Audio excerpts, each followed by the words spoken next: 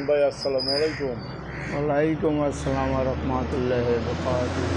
আপনি কেমন আছেন মান্নান ভাই? হ্যাঁ, ইনশাল্লাহ খুবই ভালো আছে, আল্লাহ খুব ভালো রাখছে। আচ্ছা আচ্ছা, মান্নান ভাই আমরা পরিচয় করে দিচ্ছি, তিনি একজন পত্রিকার এজেন্ট, যিনি দীর্ঘ 35 বছর ধরে পত্রিকার সাথে সম্পৃক্ত। হ্যাঁ, ঘটনাবহুল জীবন বাংলাদেশের 35 বছরে অনেক পত্রিকা আসছে এবং ডুবে গেছে। ডুবে গেছে। হ্যাঁ, অনেক কিছু তার স্মৃতিচারণ আমরা করবো মান্নানের কাছে পর্যায়ক্রমে।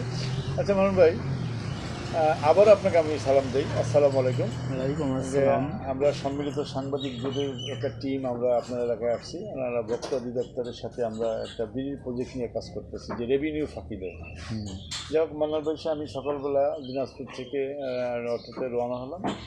আমার এই প্রবীণ মান্নান ভাই একজন জ্ঞানী লোক, বিচরণ করছে এলাকায়, তার সাথে কথা হলো। আমরা তার একটা ইন্টারভিউ গ্রহণ করতেছি। আসসালামু আলাইকুম মান্নান ভাই। ওয়ালাইকুম আসসালাম। আচ্ছা, আপনার পুরো নামটা বলেন, পরিচয় দেন। আমার পুরো নাম হলো মোহাম্মদ আব্দুল মান্নান ব্যাপারী। চাও খাই আমরা আর কথা আমি বলি। হ্যাঁ সংবাদপত্রের হোলসেলার। হ্যাঁ হ্যাঁ। আপনি কত বছর ধরে মান্নান ভাই পত্রিকার সাথে, মানে এই যে হোলসেলার হিসাবে কাজ করতেছেন? আমি এই অঞ্চলে, এই দিনাজপুরে আজকে 38 বছর পত্রিকার সঙ্গে সম্পর্ক। 38 বছর? 38 বছর। আচ্ছা আচ্ছা আচ্ছা। তখন থেকে কী কী পত্রিকাগুলো একটু নাম বলেন, যখন যখন কাজ শুরু করেন? তখন পত্রিকাটা চালু হয়েছে আমার ব্যবসার আমলে খবর, দৈনিক খবর আর দৈনিক আজকের ওই ইত্তেফাক দিয়েই আমার ব্যবসা শুরু। বাস্তবী পত্রিকা নিয়ে আমি ব্যবসায় নামছি। মানে কোন এলাকা থেকে শুরু করলেন আপনি? আমি 10 মাইলে, দিনাজপুর জেলার 10 মাইল এলাকায়? হ্যাঁ, 10 মাইল থেকে গাড়িতে পেপার বিক্রি করতাম। আচ্ছা আচ্ছা আচ্ছা। এই গাড়ি থেকেই বিক্রি করতে করতে করতে করতে আমি হঠাৎ করে হাজিদান এসে এই কলেজ হইল, কলেজের এক অফিসারের সঙ্গে আলাপ করে আমি এইখানে সেটেল হয়ে গেলাম। এখন আমার ব্যবসা মোটামুটি বড় হয়ে গেছে। এখন আমি 10 মাইলে থাকি না, এইখানেই আমি এটা প্রতিষ্ঠান করছি। আচ্ছা আচ্ছা। আপনি এই যে 35 বছর ধরে মানে এইটার মানে এই কাজ করতে গিয়ে তো অনেক অভিজ্ঞতা আপনার আছে। হ্যাঁ, ইনশাল্লাহ মোটামুটি আছে। বলেন যে বিক্রি অনেকগুলো ঘটনা বলেন।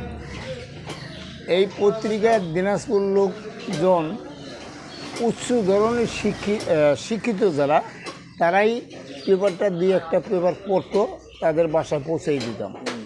আর যে বাদবাকি পেপারগুলো যে আমি বেচতাম, গাড়িতে বেচতাম, ওই বেকার সময় লোকগুলো নিত দুই একটা করে।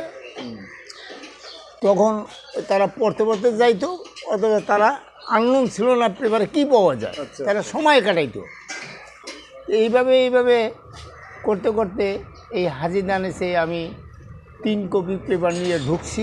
এখন আমার 350 কপি পেপার এই ছাত্র, শিক্ষক, অফিসারদের মাধ্যমেই ডিস্ট্রিবিউট হয়। আমি ওই সময় কত সালের কথা এটা? এইটা মনে করেন 1980 সাল থেকেই এই পেপারটা অতিরিক্ত কাটা বেশি সেল হয়। আচ্ছা আচ্ছা, 1980 সাল থেকে আজই দানের সাথে শিক্ষকগুলো পরিচয়। হ্যাঁ, হ্যাঁ, 1980 সাল থেকেই শিক্ষক অফিসারদের সঙ্গে আমার পরিচয় হয়। তখন 22 জন 24 জন ছাত্র ছিল এই কৃষি কলেজে। আচ্ছা আচ্ছা। তখন একটাই বিল্ডিং ছিল। আচ্ছা, এখন তো হাজিদার যে অনেক কিছু দেখার মতো ইয়ে হয়েছে। তখন আপনি এই যে এদেরকে পড়ার জন্য বলতেন যে পেপার? হ্যাঁ, পেপার তারা নিত। এখন মনে করেন যে কয়েকটাই হলেই আমার 18টা 19টা করে পেপার যায় এক জায়গায়। তারা পেপার যে আমরা পড়ি, অনেকে অনীহা করে, পেপারের ভিতরে আপনার অভিজ্ঞতা কী কী? মানে আমার অভিজ্ঞতাটা মোটামুটি আছে, তবে আমি তো মনে করেন অত শিক্ষিত লোক না। আমি এখন পেপার বিক্রি করে ইনশাল্লাহ আমি অনেক কিছুই করছি। এই বেনিফিটের পত্রিকা তো একটা জ্ঞান অর্জনের হ্যাঁ জ্ঞান, হ্যাঁ পত্রিকা পড়ে একটা জ্ঞান অর্জন হয়। শিক্ষিত আমি এক সময় খুব রাগের লোক ছিলাম, খুব বদমেজাজি ছিলাম। এই পেপারের জগতে আইসা এই যে শিক্ষিত লোকের সঙ্গে মিশে পেপার পত্রিকা দেখতে দেখতে আমার এই রাগটা একদম মাটি হয়ে গেছে। আচ্ছা আচ্ছা আচ্ছা। মাটি হয়েছে রাগ বলতে আমি কিছু বুঝি না।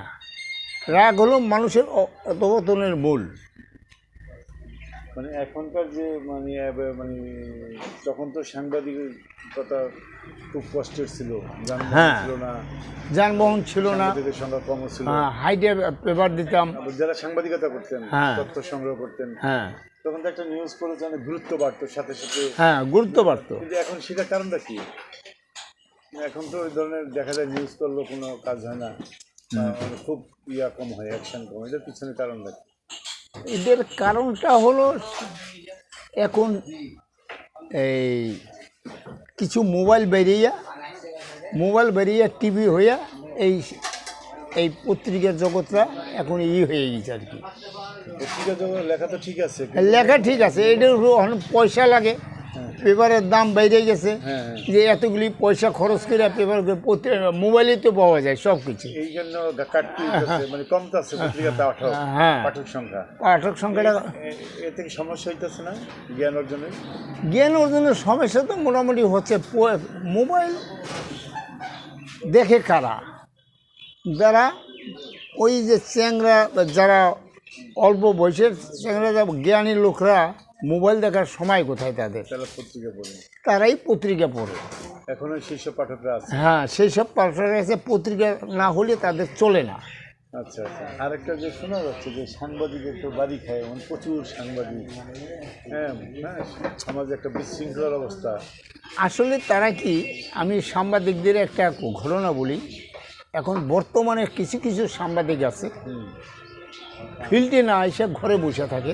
আচ্ছা আচ্ছা ফিল্ডে না এসে ঘরে বসে, এটা বাস্তব কথা। আচ্ছা আচ্ছা। ওই যে কোনো আমি সাংবাদিক ওই আসলাম বা আমার কাছে কই গেল যে আমার এই নিউজটা পেপারে উঠেই দেন, আচ্ছা আচ্ছা।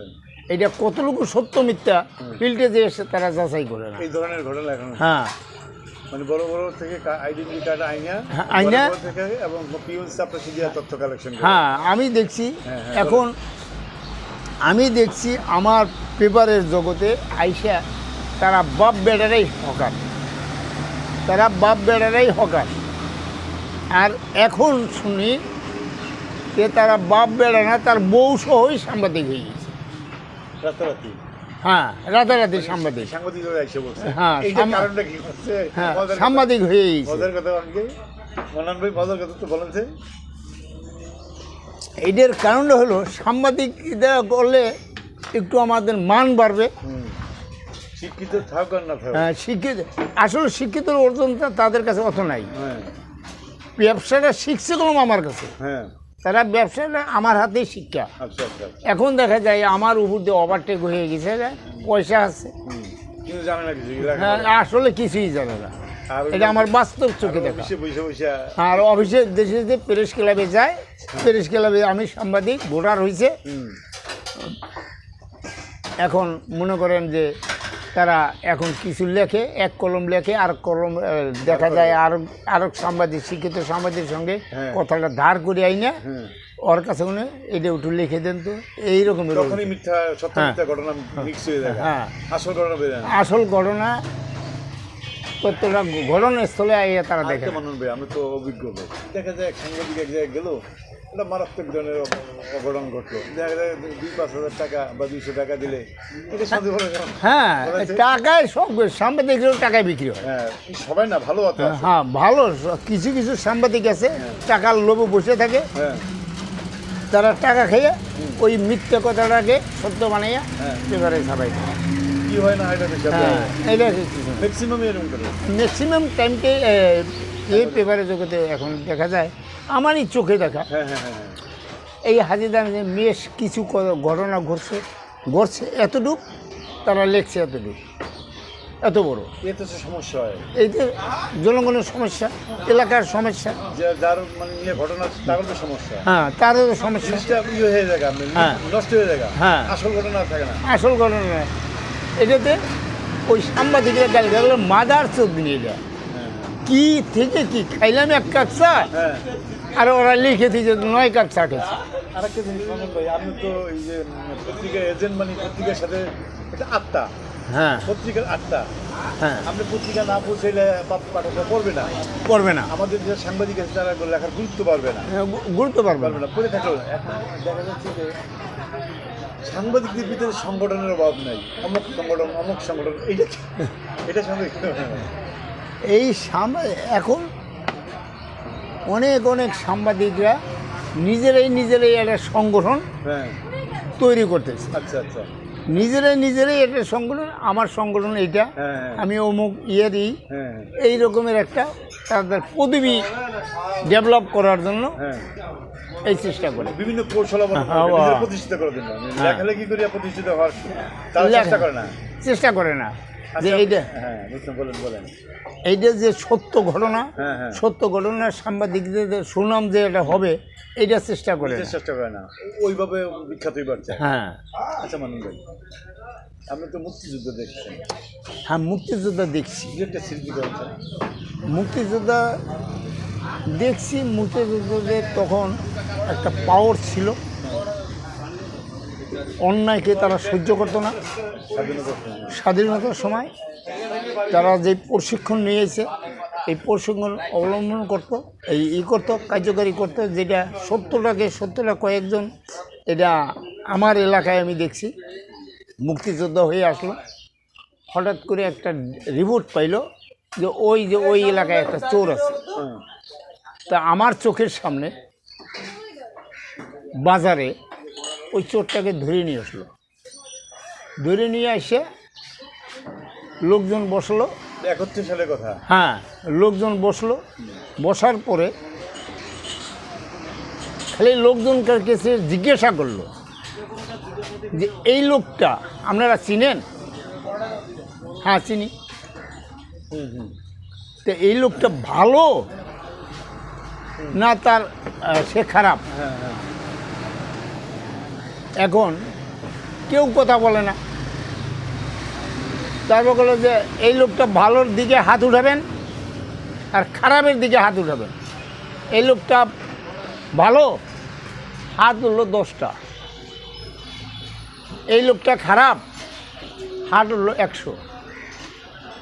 তখন মিটিংটা ভেঙে দিল, তাকে আর ছাড়লো না, তাকে আটকায় রাখলো। জি জি তাকে আটকায় রাখার পরে মিটিং ভেঙে গেল। আমাদেরকে ঠিক আছে আপনারা চলে যান। তাকে রাত 10টার দিকে ওইখান থেকে নিয়ে গেল অন্য জায়গায়। কোথায় নিয়ে গেল জানি না, সকালবেলা ঘুম থেকে উঠে শুনি যে কালকে বিকালবেলা যে বাজারে একটা লোক নিয়ে আসলো, এই লোকটাকে বালুর বনে তাকে ডেগার মেরে ফেলে দিছে। সকালবেলা গেলাম যে এদিকে আসলে বাস্তব ঘটনা তাই। মানে ন্যায় বিচার ছিল। হ্যাঁ ন্যায় বিচার ছিল। আচ্ছা আরেকটা কথা, আমি তো আপনারা অনেক প্রবীণ লোক, এখানকার এমপি তো আব্দুর রহিম সাহেব ছিলেন। হ্যাঁ আব্দুল রহিম সাহেব ছিলেন, তার সঙ্গে আমার ভালো একটা সম্পর্ক ছিল। এখন তার ছেলে ইনশাল্লাহ মাননীয় হুইপ। ওনার রহিম সাহেব সম্বন্ধে একটু গল্প বলছে কি বলেন? না রহিম সাহেব খুব ভালো ছিল। আপনার সাথে একটা স্মৃতি করি, কীরকম ব্যবহার করতেন? হ্যাঁ তার ওই সময় আমার সঙ্গে যেটা তার একটা সম্পর্ক ছিল, আমাকে দেখলেই সে দায়িকা কাছে বসে, মান্নান মিয়া কেমন আছো, ভালো মন্দ। পত্রিকা এজেন্ট ছিলেন? হ্যাঁ তখন আমি পত্রিকা হোলসেলার ছিলাম। ওই কোম্পানির এই মহাজনের কাছ থেকে আইনে পত্রিকা করতো ওই সময় বলে। কি বললো তখন বলে ব্যবসাটা তুমি করতেছো, খুব ভালো ব্যবসা এটা যদি মানুষের জ্ঞান দেওয়ার ব্যবসা, তোমার ব্যবসাটা আমার পছন্দযুক্ত, এই ব্যবসাটা তুমি ধরে রেখো, যতদিন তোমার সম্ভব কুলায় বা করতে পারো এতদিন তুমি ধরে রেখো। তোমার দ্বারা এই ব্যবসাটা বহু লোকজনের, শিক্ষিত লোকজনের হাতে পত্রিকাগুলো পৌঁছাও, তোমাকে আমি অন্তর থেকেই ভালোবাসি। এই টাইপের লোক ছিল? হ্যাঁ এই টাইপের লোক ছিল।